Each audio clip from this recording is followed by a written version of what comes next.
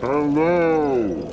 From the infested swamps of Blighttown to the pristine palaces of Anor Londo, the Trials of Dark Souls offered a cavernous adventure filled with secrets, innovation, and of course, death. Less than a year later, the game is summoned once again to do battle on the PC. A smattering of additions to this new version is accompanied by a few irksome caveats, but the defining virtues of the game are intact. I await good tidings. These virtues include a prodigious combat system where a weapon's weight and striking style are on equal footing with its stats. An open world gives a tremendous sense of space and exploration as the land of Lordran delivers a variety of vistas and dungeons, divined from a generous hunk of brilliantly interconnected land that shines. Traps will confound, magic will dazzle, and bosses will inspire near despair as unique online systems and a captivating Wisp-like story slowly reveal themselves. From what faraway age hast thou come? Prepare to Die's pilgrimage to the PC has resulted in a few minor issues, though the game is still perfectly playable as long as you have a gamepad.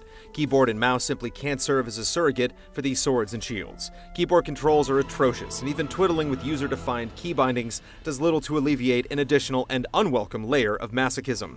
Internet bellyaching over graphic fidelity is on point. Resolutions higher than 720p don't scale well, bringing on blurry textures and messy polymeshes, but it's not damning or overly distracting. Overall performance has been markedly improved from the console version, with even the notoriously bogged-down frame rate of Blighttown locked at smooth, if not buttery, 30 frames. Games for Windows Live serves Dark Souls as well as any other game, with no other issues than the rare connectivity issues you'd expect from the service. I'm sorry. Accessible from the midpoint of the main game, the substantial chunk of new content is well hidden, shuffling you through time to the foreboding lands of Ulasil.